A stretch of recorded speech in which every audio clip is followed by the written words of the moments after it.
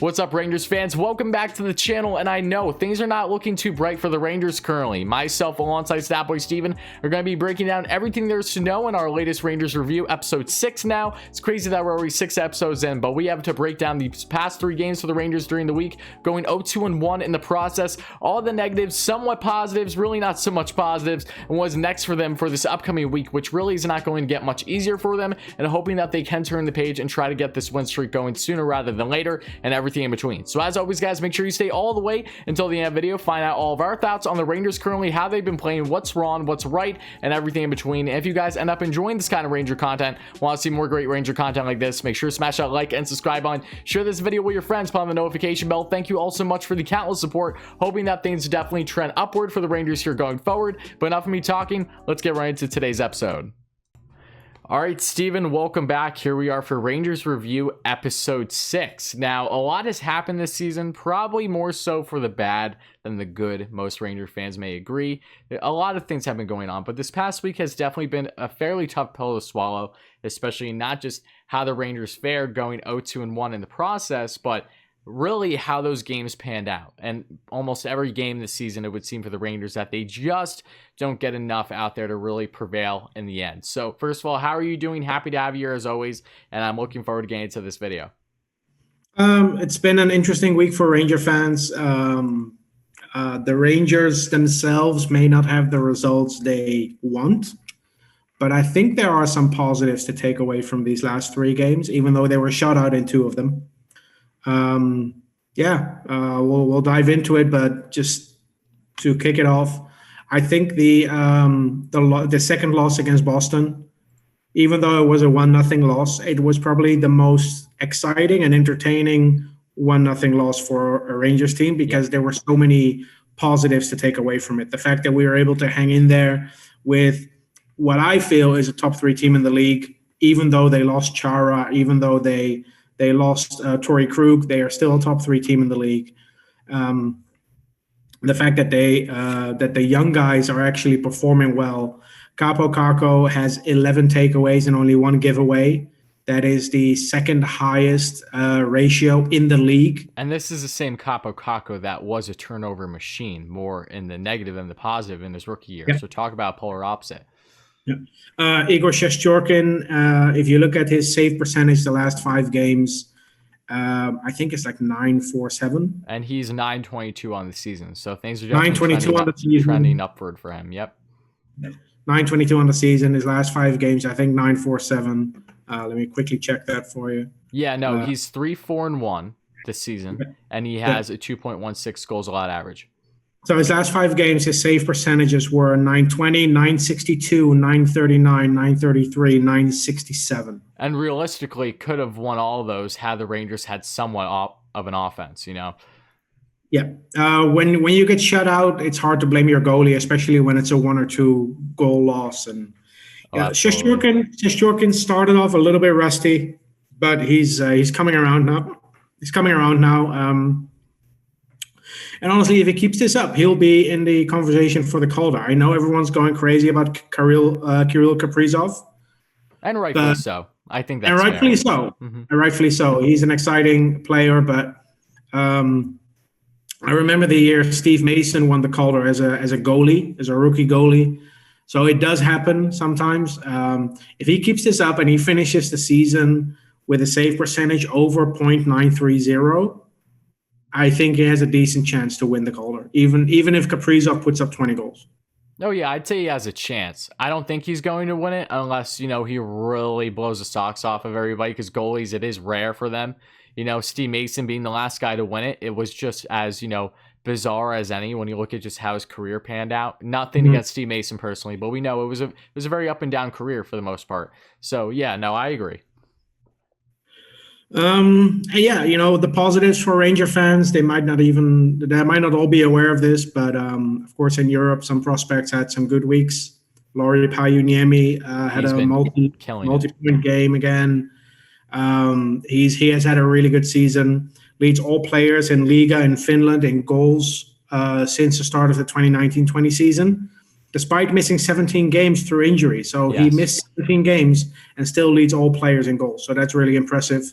For a kid that's only 21 years old, he's the same age as Philip Hedel. So let's remember that for a second. And then the Bayer games this week, it's a 4-team tournament that was played in Sweden with Sweden, Russia, Czech Republic, and Finland. Niels Lonquist and Vitaly Kravtsov played in this tournament. Kravtsov didn't have a great tournament. The first game, he was all right. The second game, he was benched early, and he played 3-4 minutes each in games 2 and 3. But Niels Lonquist, oh boy, I've been a huge Niels Lonquist fan, and you know this. Everyone knows this. But every time I think I've seen it all, he does something to surprise me. Mm-hmm. This week, I'm not surprised he was part of the national team, and I think he's pretty much a lock for the World Championships in Riga and Latvia in May and June. So he might not come over until mid or the end of June. But he's 20 years old. Let's remember that, 20 years old. This is not the under 20 national team. This is the men's national team. And he was an alternate captain. And not just that, but he scored a goal in game 1. Game 2, he played 28 minutes and 7 seconds. And I looked it up.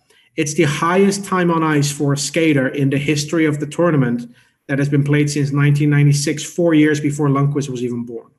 Wow. The third game, I think it was a little bit less. I think he only played 24 minutes, game 3. But the kid was all over the ice. He was dishing out hits. He unfortunately missed in the shootout against Russia, but overall he was very solid. And I think he's a top 3 player in the Swedish league at age 20. So Ranger fans should be very excited. I know he's small, and there's always a complaint that I hear from fans, but when you see him out there, he doesn't play like he's 5'11". He plays like he's 6'4". So. You know, I don't think Ranger fans have any right to judge a guy below 6 foot for numerous reasons, not just Matt Zuccarello, but look at Adam Fox. He isn't anything towering on that line, and he handles himself, I think, better than a lot of defensemen currently in the league. Yeah. I don't think Niels Lonquist is as good as Adam Fox. Let's put that out there immediately. Okay. But well, yeah, he needs to hit North American ice first. He has still an uphill battle with things. Well, I don't know, and this is a conversation I've had with people as well, because I know. This what is you're an gonna say. argument that always comes up. People always say, "Oh, they have to get used to the smaller rinks." Yep. And maybe, but I think in most cases, if players go to the AHL, it's more because they are not ready yet for the NHL. Oh, of there course. are numerous players that come over from Europe without playing a single game in the AHL, go straight to the NHL. Sebastian Aho, Jonas Donskoy, who's not even like a top player, never played a game in the AHL. Arturi Lekkonen is another one. Kuznetsov, Tarasenko. Panarin, right? Panarin never played a game in the AHL, came over. Pius Suter, who plays for the Blackhawks this season. And I'm not all that surprised by him either. You know, Blackhawks for a couple years now are doing a really solid job with their European scouting, picking up guys in their early to mid-20s that are thriving in respective European leagues, and they do the same thing with Suter. I just wanted to add on that because with an increased role, he's been doing really solid for them.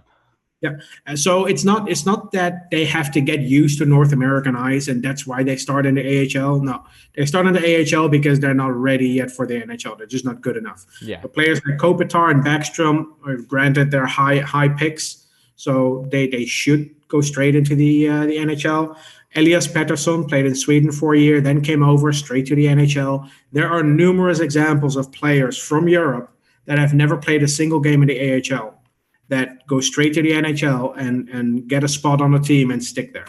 So Niels Lonquist, with how he's playing in Sweden, how he's playing for the Swedish national team, and how good he is, I don't see a reason why he will go to the AHL first. Especially now with D'Angelo gone, the spots it's his to lose, in my opinion. The players he has to compete with are maybe Betetto, Braden Schneider, who's only 19 years old, so you know he's only played 2 professional hockey games. So let's hit the brakes on him a little bit before we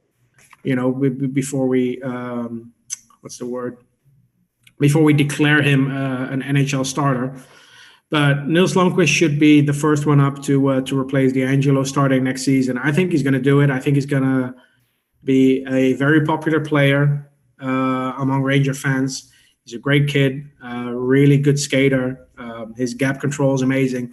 But what impresses me the most, and I've said this before, He's only 20 years old, but he is, and this is why he was an alternate captain for Team Sweden. He's always busy coaching players on the ice. When he's on the bench, he always leans over the boards and he's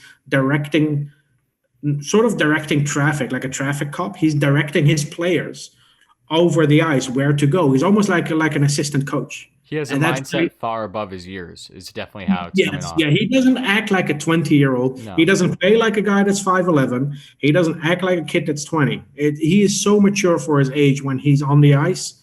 I think he's going to go straight into the lineup, and people are going to be super excited about him. And the Fox-Lundqvist pair or combination on the right side, a best case scenario and not unlikely, I think it would be similar to what Nashville has had over the years on the left side with Roman Josi and Mattias Ekholm. Not a bad problem to have. Mattias Ekholm can be a top pair defenseman for many teams in this league, but he's just playing behind Roman Josi. There's nothing wrong with it. It just gives you depth. If we can have Lundqvist on the second pairing, that's amazing. And the Rangers should capitalize on that, get 3 years on an entry-level contract out of it. The cheap years until the cap goes up again. And I think we're going to be really happy once he comes over. I agree. I'm really excited for Lundqvist, along with these other prospects too. I would like to maybe touch on before the end of today's video a little bit more on Mori Panyunemi. I might be saying his name wrong. I apologize.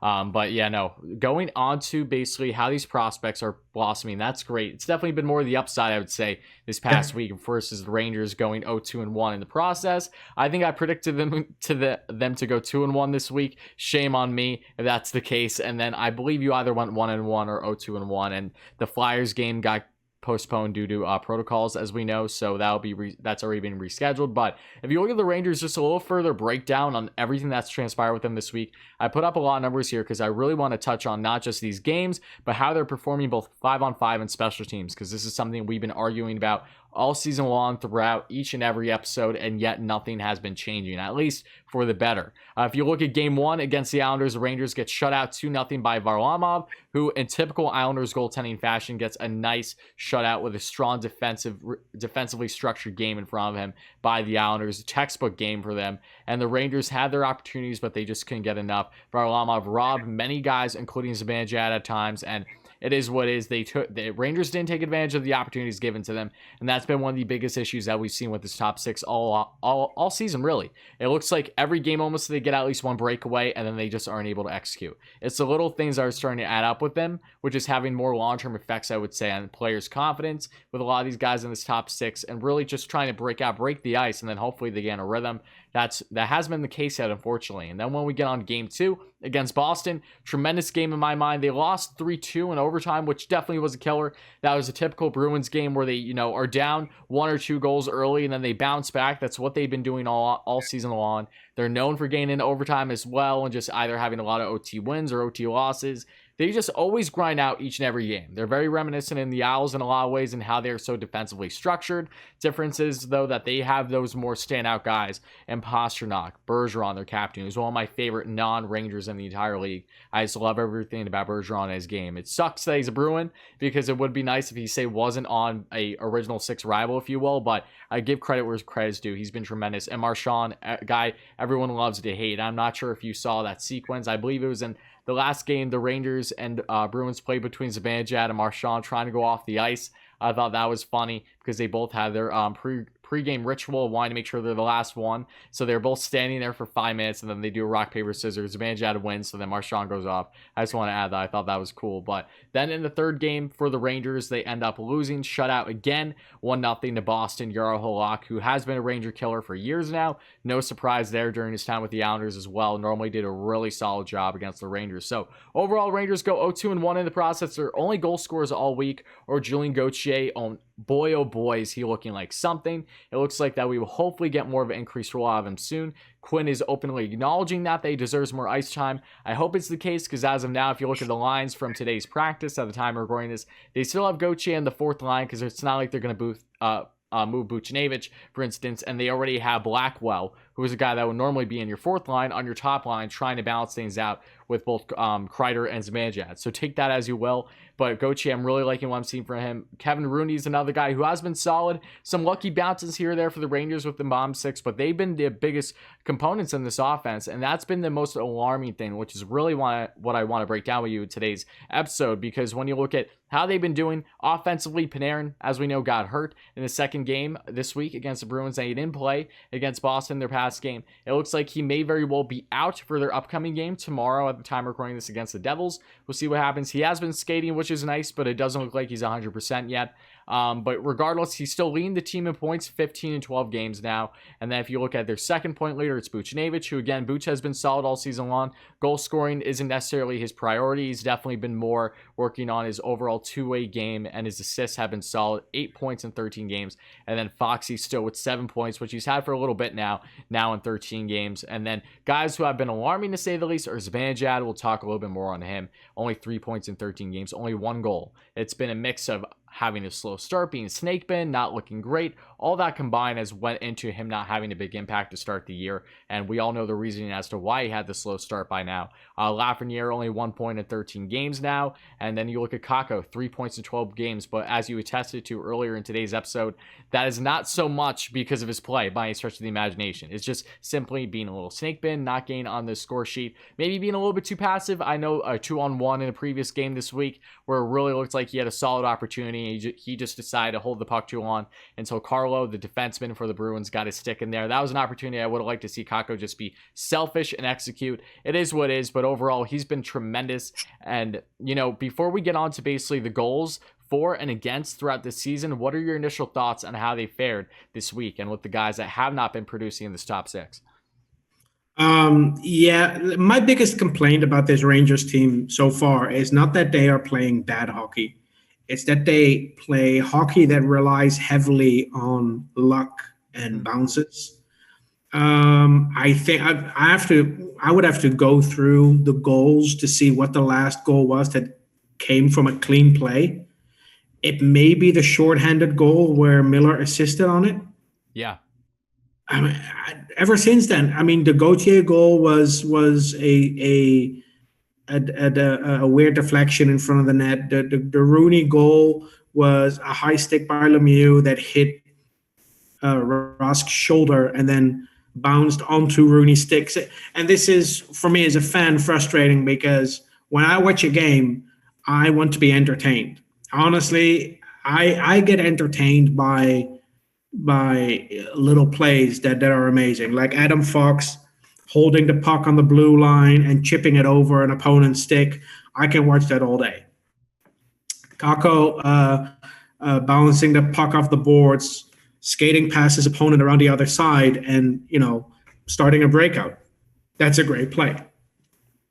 Things that don't really excite me is a lucky bounce in front of the net or a deflection. I want to see some proper goals. I don't mind losing 9-7 or 9-3 if we score some really good goals and our young players are getting on the board, and overall it's an exciting game. But we're losing 3-2, we're losing 1-0, and the Rangers are just trying too hard to get that perfect pass out, and sometimes they just need to react a little bit quicker. I'm just looking forward to seeing some crisp goals that are the result of good plays, not just a random stick floating around that deflects it into the net. I think defensively, the Rangers are probably one of the better teams in the Metropolitan, or it's not the Metropolitan Division. What is it called this year? Is it the Eastern Division? Oh, the Eastern Division, I believe. Yeah. The Discover Eastern Division, if my memory serves me correct. Okay, so we're in the Discover Eastern Division. I think the Rangers are probably one of the better defensive teams in the division, which is weird. Probably a little bit weird when you look at our record, but our record is... And we'll break that down in a minute because I have some points to tell you on that. Our record is more determined by our forwards' inability to finish clean chances. You harped on Zabanjad a little bit. I don't think Zabanjad's playing bad. He played bad the first 2 weeks. Right now, I think he's playing much better. He's just unlucky. So the points will come. Do I wish he would have produced a little bit more? Yeah, of course. But we have to remember that he was only allowed to fly over on New Year's Eve. The season started on the 13th. He had to quarantine for 10 days. So he could only join the team one day before the season started. And that has been haunting him ever since. I think he's finally at that point where he's no longer a step behind of the play. He doesn't look slow on the ice anymore. So he's getting back to his normal self. He just needs a puck or two in to go in the net to get going. But Zabanjad's not my biggest issue at the moment. Honestly, Panarin, yeah, he puts up points, but I think Panarin has been the most underwhelming player in open play on the ice for the Rangers. And with him being out, though, you're losing that production. The Rangers without Panarin are a lottery team. And yeah, it just depends on how long it takes for him to get back. I saw him and Keandre Miller being day to day. Now you have a guy like Colin Blackwell coming into the lineup again after returning from injury. Yep. And I had a conversation earlier today with someone about it. Colin Blackwell reminds me a little bit of Jason Magna. I don't know if people remember him. I remember very well who Jason Magna is. Yep. I remember when the Jason Rangers Magna's legacy to me is always that it will always be that as a Ranger, he came from the AHL and he went straight into the top six. There was no fourth line duties and then being bumped up to the third line and then the second line and then the first line. No, he came into the lineup straight into the top six. I think he scored 2 goals in his Rangers debut against the Dallas Stars, if I remember correctly. But granted, it's like 5 years ago, so I might be a little bit. I'm a bit hazy. I think Rick Nash might have helped him out a little bit. Yeah, I think so. I'm a bit hazy on the exact details, but I remember Jason Magna having a great NHL or Rangers debut. He had a really good couple of games. And Blackwell, he assisted on Keandre Miller's first goal. He assisted on Lafreniere's first goal. And now he's in the top 6 due to injury, but still, it's a little bit Magna 2.0 in my opinion. Okay. It's not a bad player, and I think you can have him in that role for a couple of games, but it shouldn't become a theme. You know, it's like Jesper Fast used to be a player that if you have an injury in your top 6, you move him up and he will transition into that bigger role and he will not be a liability. That was basically Jesper Fast early on in his career. In the top 6, he's not a liability. That's a good thing. His last season, he was just stapled to Panarin's line, and he was actually the reason that line worked, in my opinion. And now he's in Carolina, so we don't have him on the team anymore. But Jesper Fast is probably one of the more underrated middle 6 players in the league over the last 5 years.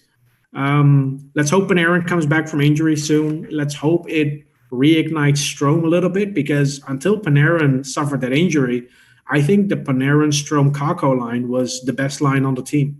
And out of all the line combinations we've had this season, and we've had quite a few, because it's one thing Quinn loves to do is juggle the lines. Out of all the line combinations we've had this season, I think the Panarin, Strome, Kakko line has been the most impressive so far. And when Kakko was in the penalty box against the Bruins, which, yeah, I'm not going to argue that penalty. I will argue the one he got against the Capitals for that. That's water under the bridge, Ray. I'm fed up. No, but I will argue that until I'm 55. I don't care. But the penalty he got against the Bruins was a penalty. I'm not going to argue that. But when he came out of the penalty box, within 2 seconds, he won the puck, created a turnover, skated the other way, and it created a scoring chance. And yeah, the puck didn't go in, but it's still a great play of what Kakko does well. And yeah. And in my opinion, if he can build on this, if he can do this and make this his bread and butter, I think he's going to be a great 2-way player for the Rangers, who, if the production picks up a little bit in a full season of 82 games, if he can be a 60, 70-point player that creates turnovers, the Rangers are going to be really happy to have him on the team. Yeah, he's been tremendous. You know, from the analytics and breaking down the further numbers you've shown me that you've shared on Twitter. And so, guys, if you don't follow Statboy on Twitter, make sure you do. I'll have it in the description as always. But, you know, very impressive between his turnover takeover ratio. And just when you look on a nightly basis, you know, there's this confidence with him, as we talked about in our previous episode. Since Quinn basically made it clear that we don't want to mess with his development, we just want to help it, and maybe had our expectations a little too high versus what we want him to be. Like how we ultimately want him to be versus how do we get him there. I think they're finally starting to really garner in on how exactly do we get Kakko to be the best Kakko. That's by letting him play his game that we have already touched on. Seeing how he's been so dominant And not just the offensive and defensive zone. Offense is definitely still needing some work, just getting on the scoring sheet, but he's making things happen. His neutral zone work is getting better by the day. I'm loving it. I think that is a great balance. If you have that and then Panarin firing on all cylinders, Strome taking advantage of the opportunities given to him that naturally come when you have guys like Kakko and Panarin doing so much work on that line as it is, great things are going to happen. So I completely agree. I've been unbelievably impressed with Kakko. I've been unbelievably impressed with some guys. Not as much as I would like. Same thing with Zabanjad, as we touched on already. Really hoping he gets out of this sooner than later, because at the end of the day, after Zabanjad, you really don't have a whole lot there. And nothing against Strome at all, but Strome came off of a career year last year. No, I was not expecting Strome to replicate the same numbers he did in the previous season, point per game wise, given it's a shortened season. Then when you look in, Howden centering that third line for Lafreniere, Howden hasn't looked terrible, but he hasn't necessarily looked great either. Laffy's still trying to find his groove here, and I think him along with Hedl would definitely be faring him better. I think most people can agree on that as well. And the fourth line hasn't been bad either. I'm liking what I'm seeing with Lemieux. He's finally gaining him some scuffs against the Islanders. It was Boston, actually, I believe, where he had his game against Frederick. That was good. That was a good fight against them. I'm liking what I'm seeing from the bottom, that fourth line, and to an extent the second line when Laff wasn't on it when Panarin was there. So it's going to be interesting to see how they balance things going forward. But I want to touch on, in particular, defense for the Rangers, because as you said, they're looking like one of the better teams in all the division, and you're not wrong. If you look at their defensive numbers here, currently in the league, they're 9th best when it comes to their overall team defense, and the goals that they've given up in the process is 2.62. So that's awesome. And 9th in the sense of goals that they've given up, at least. If you look at goals that they have scored personally, the Rangers are the 4th worst team in all the NHL on goal scoring, which is very polar opposite of what they were last season, as we know. And the goal scoring has been a huge issue, mainly because of this top 6. They're currently averaging 2.38 goals per game. And now when we want to talk critique about, say, the penalty kill here, when that's been an issue with them in the past, nope, they are currently 7th in the NHL in penalty kill at 84.44%. Power play, however, is something that we have been beating a dead horse each and every episode. They are never going to listen, it would seem. They're 5th worst in all the NHL currently at 11.54%. So I want to know your initial thoughts about this, Steven, because again, I understand there's a lot of guys that are currently on cold streaks. Panarin's out of the lineup for probably at least another game or so. We'll see how long, because he's still day-to-day at the time of recording this, but awfully concerning a little bit. It would be nice to see guys like Lafreniere and Kakko that we've talked about actually get more in the groove. Just get some points up, because it's exciting at the end of the day. These are your future. You want to see them succeed, not just with their overall play on the ice, but actually it starts to produce. It starts to show. In Kakko's case, more than Lafreniere right now, I would say, too, and how they're playing on a game-to-game basis. But yeah, what are your initial thoughts on the Rangers basically being a polar opposite of what they've been the past couple of years in offense to defense? My biggest complaint with the Rangers is that they only seem to have one system. Yeah. They just try one thing, and if it doesn't work, they'll try it again and again and again and again. And then after the 7th try, a puck bounces the right way, and then this coaching staff thinks, hey, it works, so let's keep on trying. And in many ways, and people are not going to like this, but in many ways, this team reminds me a lot of the 2011-2012 New York Rangers under Tortorella, where you grind your way to a win and you rely on a good defense, good PK, and excellent goaltending, which in 2011-2012 was fine when your best players are Ryan Callahan, Brendan Dubinsky, Artem Anisimov. Gaborik. Fine. Marian Gaborik was a pure goal scorer, but as a complete player, he probably wasn't contributing as much as a guy like Panarin. Yeah. If you have guys like Callahan, Anisimov, Dubinsky, Stepan leading your team, that's perfectly fine. But I don't want to play that style of hockey when you have Panarin and Zabanjad and Kakko and Lafreniere. This isn't the right team to construct that type of defensive and Miller system. And Fox. It's like they constructed a team to play one style, and then a coaching staff that wants to play a completely different style. And that just crashes. You know what really frustrates me too? It's like going into the season, as I was hearing people's thoughts on what could they expect. everyone was thinking the Rangers are going to be high flying. They're going to be filled with goal scoring once again. Defense is going to continue to be an issue. There are people worrying about, I'm not sure how I feel about the Rangers through this rebuild. They're looking very, Toronto Maple Leafs-esque. So high flying offensively, gained so many goals, but the defense is just not there. The structure is not there. They bring in Jacques Martin, and huge hats off to him, because it looks like from the forefront that he has been a decent to heavy factor in the Rangers really changing their defensive structure. Even with the guys like Keandre Miller's blossoming and other guys that have been fillers on the defense, Potato or who have you, maybe playing above average than what they originally expected, Martin's definitely been solid. Helping out both special teams and defensively overall has been a huge upside of the Rangers in my mind. So it is kind of bizarre. Hold on. Let's not underestimate the fact that we replaced Brady Shea and Mark Stahl. Oh, yes. No, you're right. And I want to add one more point on Stahl here in a minute, but you're absolutely right. Shea and Stahl, defensively, you're not getting too much there in this part of their careers, respectively. Shea has still more room to grow. That is possible with Carolina, but we'll see what happens. Stahl, he probably has a couple years left before he hangs him up, I'd have to imagine. So you're exactly right.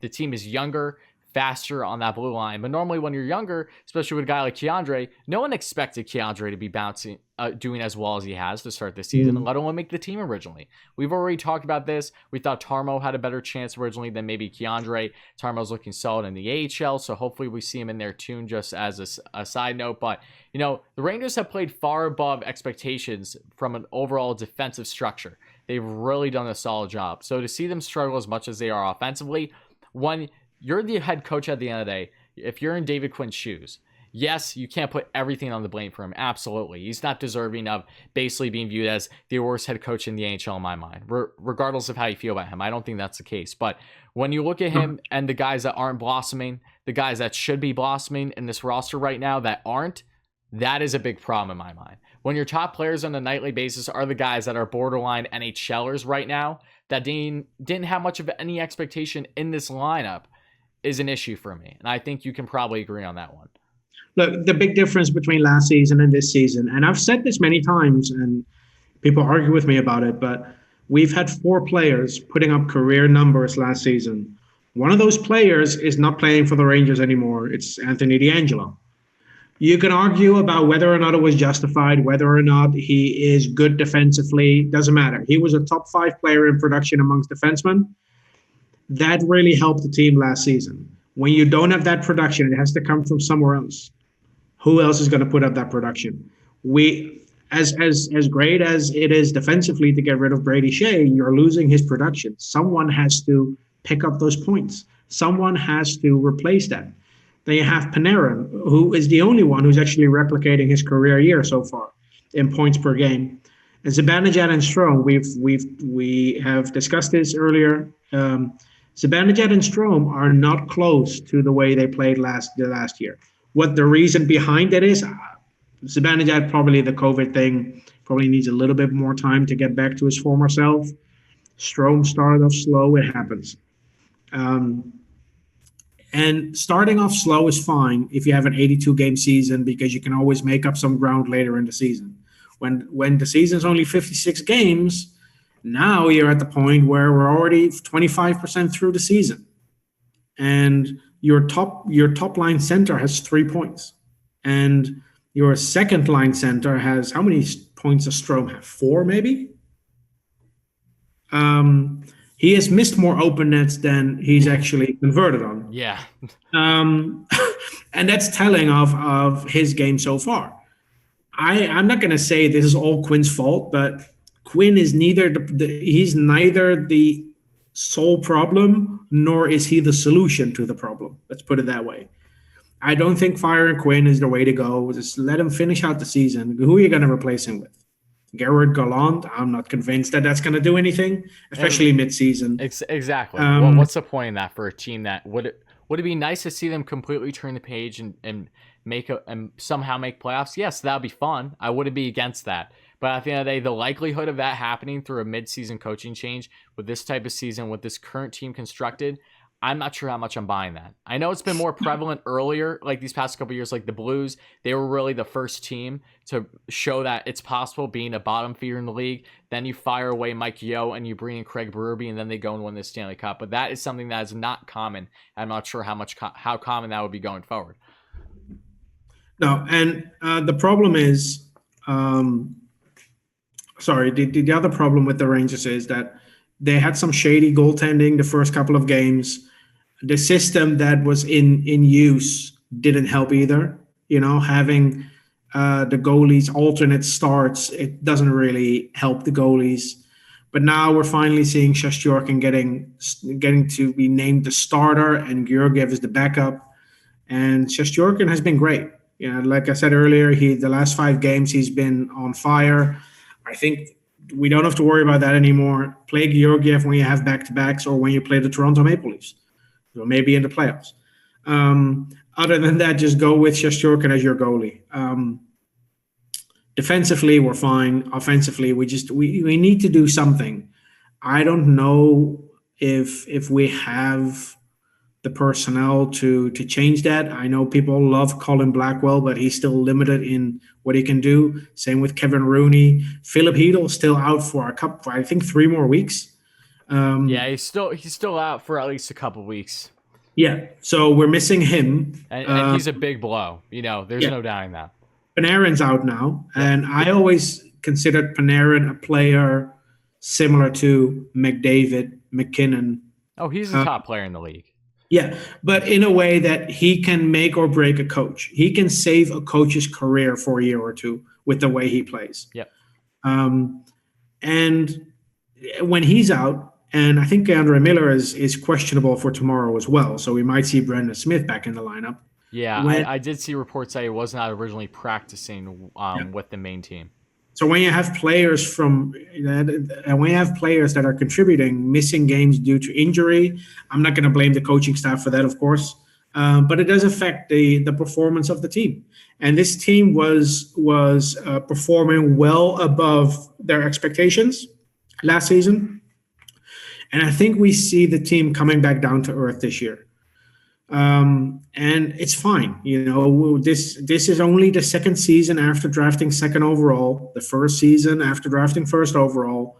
If you compare this season to the Blackhawks in 2007, the Kings in 2008, the Penguins in 2005, the seasons they had, the Rangers are ahead of the curve. We just need to be patient. But I know it's difficult to be patient because you want to win now and you want to make the playoffs now, but it takes time. Rebuilds take time, and there's no guarantee we're winning a cup, but it's the most successful path to a cup out of all the different options you have as a team.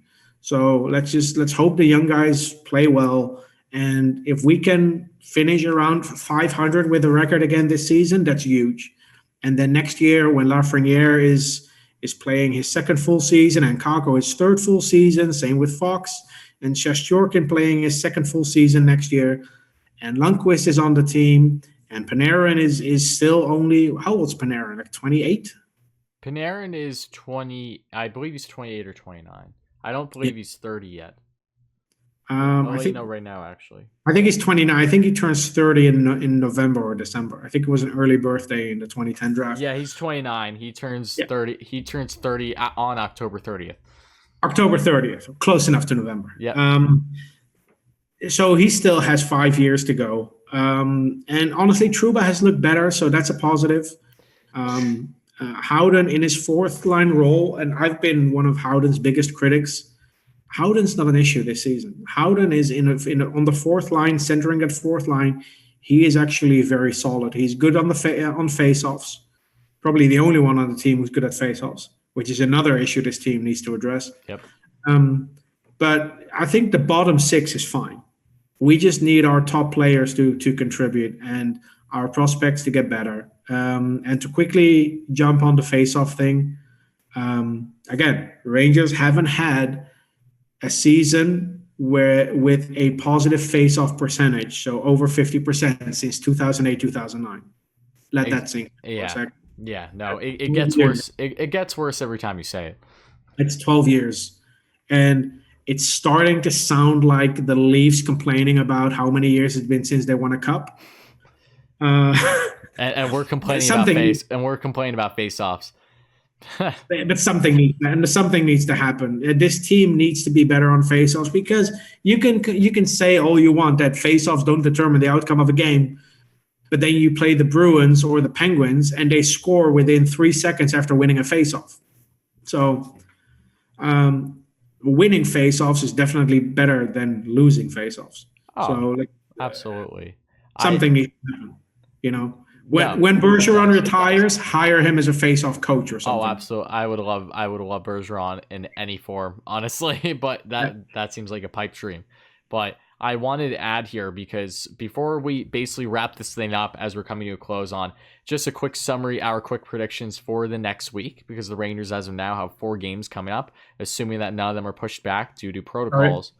Before we do the predictions, can we quickly jump on the Hartford Wolfpack for like a minute? Yes, before we even get there, because I did want to talk about them briefly, I just want to say this. What are your thoughts about Panarin and the Quinn situation? Because something that I've been thinking about more and more is, a part of me really wishes that, the timing didn't happen when it did. With David Quinn coming in as new head coach, with Panarin being with this team. It's one of those things where I understand. I believe Quinn came. Quinn was here. Quinn was here for a year, and then we got Panarin in the following free agency. But it's just the timing for me, because a part of me, I love Panarin. It's like you almost wish things could be different, where you have Panarin, but you maybe don't have Quinn as coach. Yeah, maybe someone more established, or vice versa, where you have Quinn, but you don't have Panarin yet. And just an alternate universe where that wasn't a circumstance yet, to see how Quinn would actually pan out without having that star-capable player. That is kind of something that I've been thinking about more. I know that we'll never know, but it's becoming abundantly clear in my mind that yes, Panarin is definitely helping out, giving the benefit of the doubt in certain aspects to Quinn's maybe lack of performance as an NHL coach. And I'm worried of just how much longer that may in fact be the case, because that should not be the case. You bring in Quinn at the end of the day to develop your young talent, including Kakko, including Lafreniere. And I know Kakko's playing better, and I know that we're only we're not even 20 games in the season or anything like that. But push comes to shove at some point when you have these high expectations. It's not like these are prospects that you should be banking on.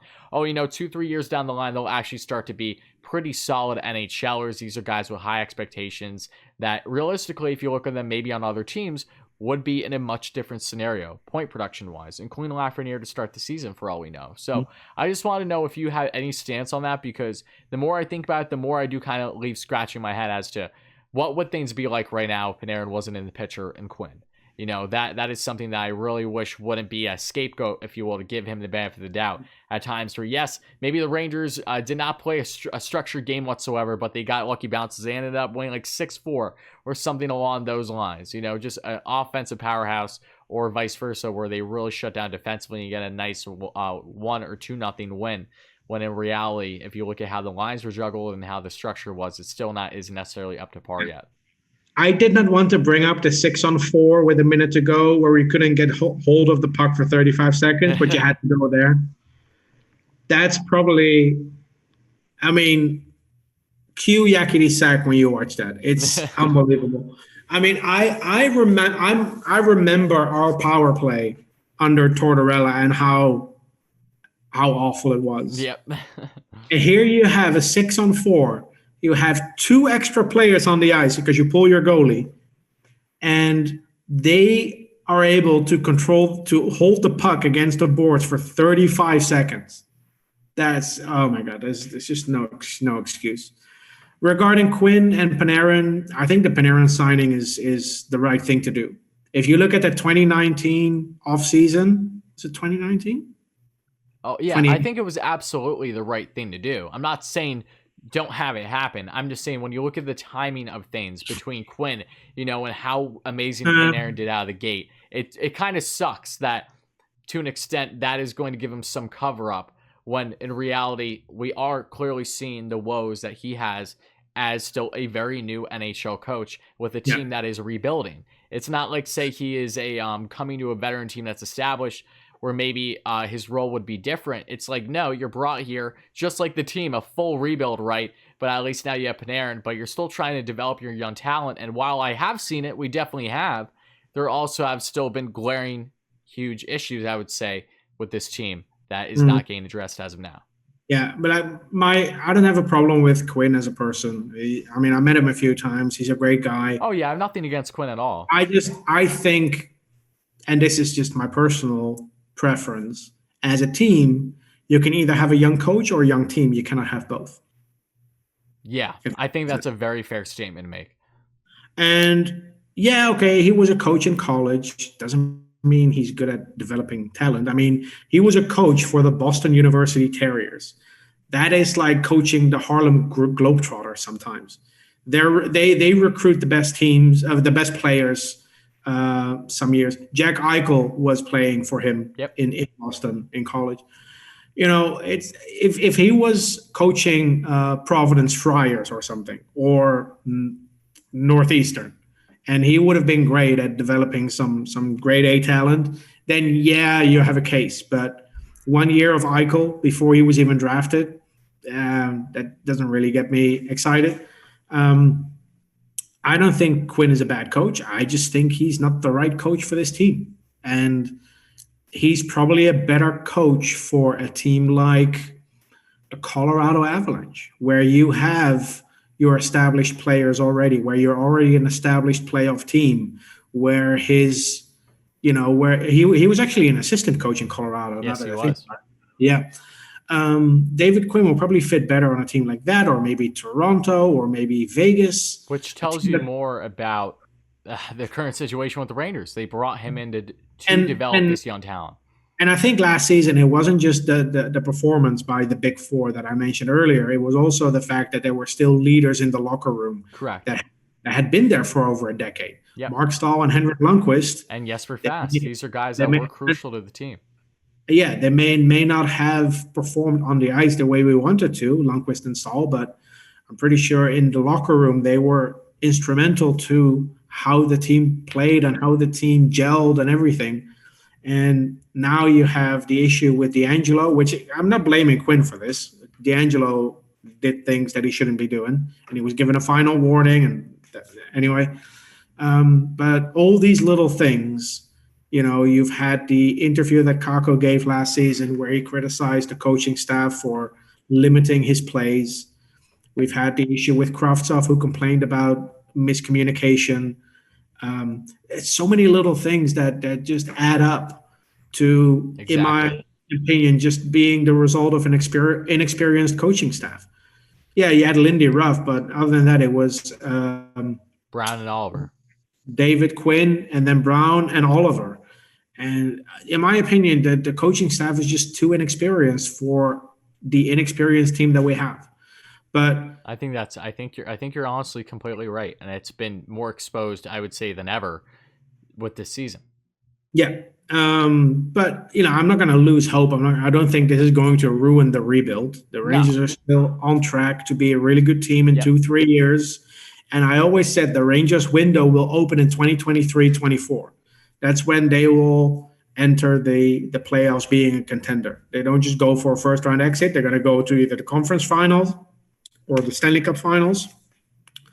And 2024, Panarin will still be 33. And some players don't age well. I think Panarin will. He only entered the league when he was 24. And the style of hockey he plays, he can probably play until he's 38, 39.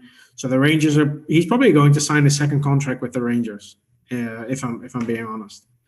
That could be the case, even if he has a lesser role because of how our young talent has lost him. He would still be, his game would naturally adjust, I would say. And his role reminds me a lot of Marian Hossa on the Blackhawks. With what it could ultimately become at the time that the Rangers are more of a cup contender. Yeah. That's fair.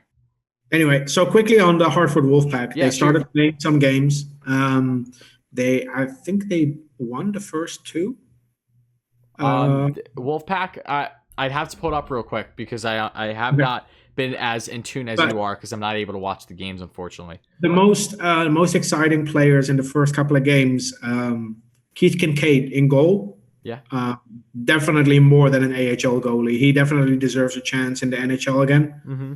Probably not going to happen on this team, but Who knows? Maybe the Vegas Golden Knights will go for him in the expansion draft.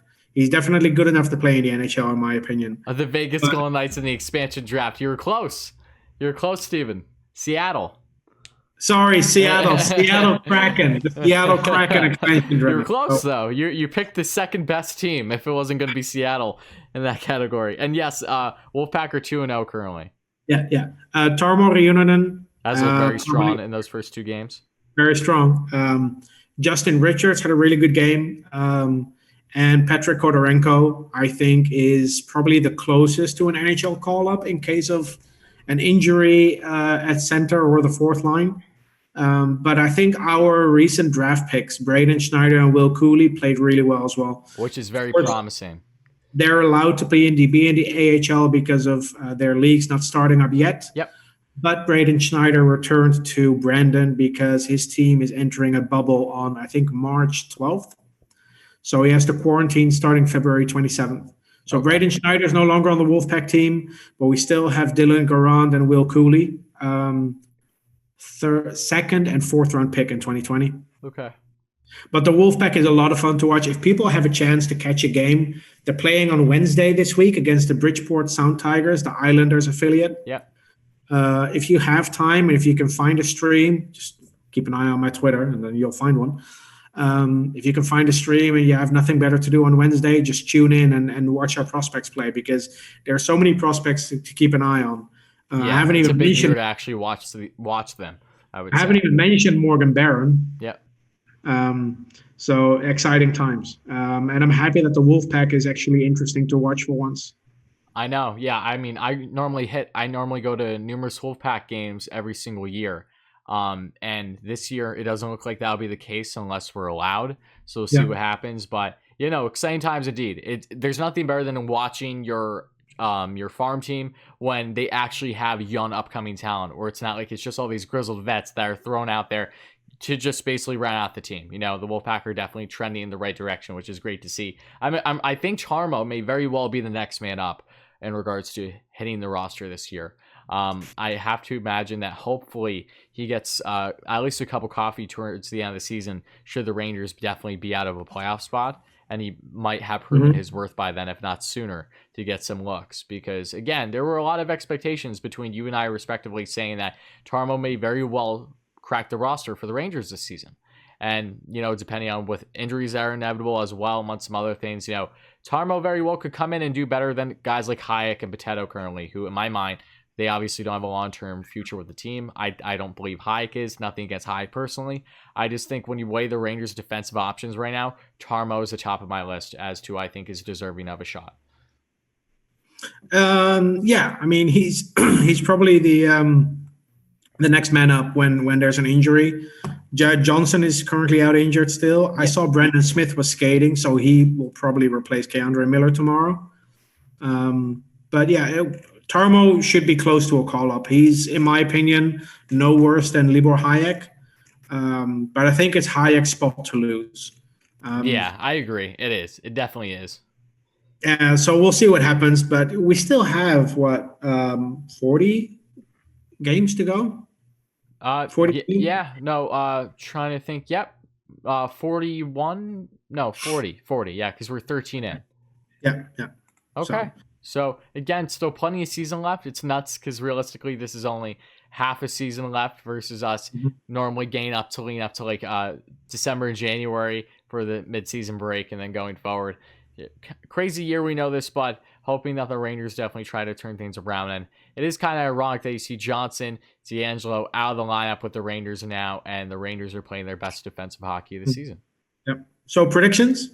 Predictions for this upcoming week. All right, the Rangers, they play tomorrow at the time of recording this against the Devils. Then their next game is against the Flyers, should that not be canceled because it was canceled once already. And then they have a couple more games up towards the end of the weekend. I believe they play the Capitals on at least one of those games. It might be a back-to-back, so I'm going to double check quick. But Saturday and Sunday, back-to-back against the Caps. That should be fun. Yeah. So what are your expectations for the Rangers? How do you think they're going to fare? Ooh. I want to be more positive than I usually have in my predictions, but I've been right more than you have so far. So tough one. I'm going to go with, assuming all 3 games are played, I'm going to go with 1-2-1. Okay. If the Flyers game is canceled, I will go with 0-2-1. Okay. For me, I honestly agree with you. I think 1-2-1 is very realistic. Or I want to say maybe 1-3, but the Rangers have been in very tight games all season long. I'll go with you on the 1-2-1. And if the Flyers aren't involved, then I'm gonna just mix things up and give them maybe a little bit better for the doubt. Maybe they can get a 2-1 in there. We'll see. If they can get one of those games against the Caps, that'll be huge for them. That's the biggest thing. So Yeah, and it's the first game against the Flyers this season, so that'll be interesting. huge game for the Rangers against the Flyers, might I add. Flyers are the team to beat for them, in my mind. No doubt. They performed really strong against Boston with a depleted team, even with Panarin out. You'd have to think that they can try to do something against this Flyers team. But if defensively speaking, offensively, only time will tell because they're going to come out flying. The Flyers, nice pun by the way. It wasn't even intentional, so there you go. The Flyers are definitely a team that they skate well, they move the puck well, they play AV hockey, which could be deadly against us. So hopefully we can capitalize on some turnovers. Put Kako out there for like 20 minutes. 20 minutes straight. Who cares? Have him cause turnovers and go on breakaways. One of these days we're gonna have to score on one, right? Yeah, exactly. Hopefully sooner than later. But I think we hit the nail on the head with everything, Steven. Anything else you want to say before we wrap it up? Let's see. Yeah, just that I'm really excited about Niels Lonquist coming over. So. Yeah, no, as you should. At least there's something positive going on outside of the Rangers within the organization still. Hoping that continued success is relevant for him going forward. And hopefully for this Rangers team, they could have a positive week when we touch back a week from now. So as always, thank you again, Steven. And thank you all so much to everyone that watched. If you did, in fact, enjoy, make sure to hit all those buttons. Make sure to check out everything as always. But without further ado, let's go Rangers. Let's go Rangers.